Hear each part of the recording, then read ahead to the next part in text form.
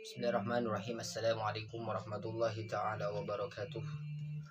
Alhamdulillah wassalatu wassalamu ala rasulillah, amma ba'du. Sebelum kita mulai pembacaan santri salaf menjawab, kita baca al-fatihah dulu kepada seluruh muallif, pada seluruh pengarang kitab salaf yang ahlu sunnah wal jamaah. Semoga kita mendapatkan barokah mereka semuanya, selalu diberikan kesemangatan untuk belajar terhadap kitab-kitab mereka dan memahami terhadap kitab-kitab mereka, dipermudah untuk memahaminya.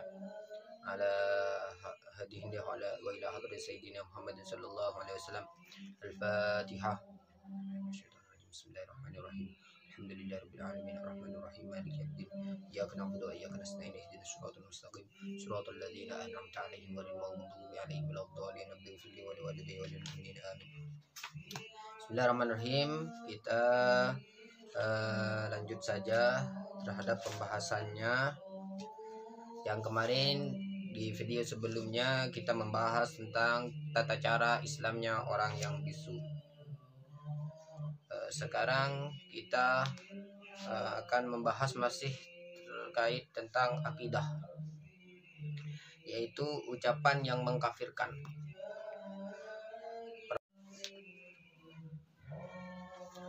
Ibu si B sakit. Sudah beberapa dokter menanganinya, namun tidak kunjung sembuh. Menurut dukun ahli, penyakit tersebut karena guna-guna dari tetangganya. Kemudian B ditanyakan oleh seseorang, apakah ibumu sudah sembuh? Lalu B menjawab, penyakit ibu itu bukan dari Allah Subhanahu wa ta'ala. Andaikan dari Allah Subhanahu wa ta'ala, sudah sembuh dari dulu. Nah, pertanyaannya, bagaimana hukum ucapan tersebut? Yakni perkataan si B tadi, penyakit ibu itu bukan dari Allah. Seperti itu. Yang nomor 2, bisa dihukumi Islamkah jika orang murtad melakukan sholat? Oh ya kan, di dalam sholat kan ada syahadatnya kawan-kawan. Nah, kalau ada orang murtad lalu mau masuk dia sholat, kan apakah sudah termasuk Islam?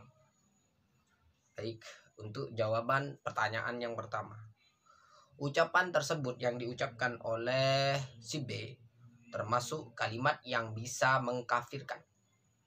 Sedangkan orang yang mengucapkannya menjadi kafir lahir dan batin jika ucapan itu disertai keyakinan bahwa yang membuat penyakit itu bukan Allah Subhanahu wa ta'ala.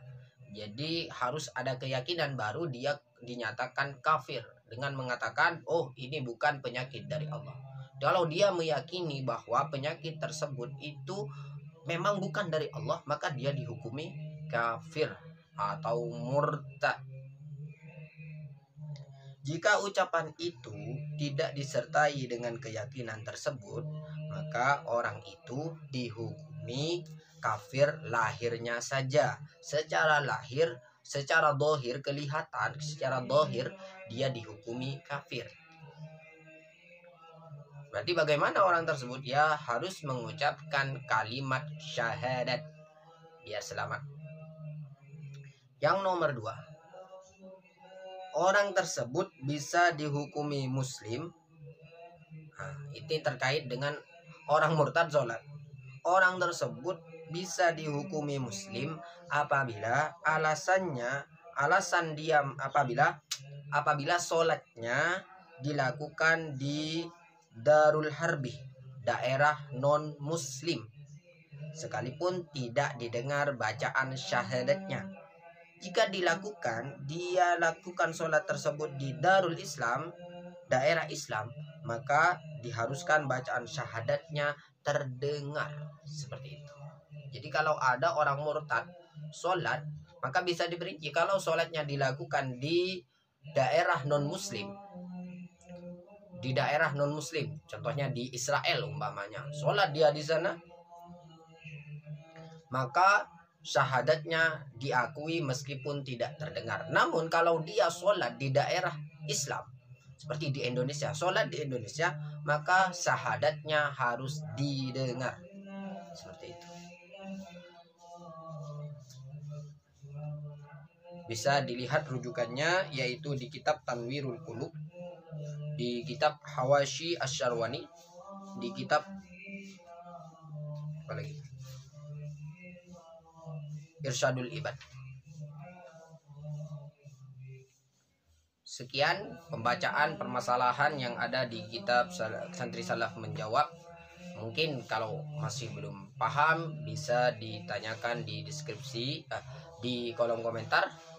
Sekian dari saya Al-Fakir, semoga bermanfaat. Channel ini tambah banyak subscribernya, tambah banyak yang menonton, dengan harapan tambah memberi manfaat terhadap umat Islam di Indonesia, khususnya di dunia pada umumnya. Assalamualaikum warahmatullahi taala wabarakatuh.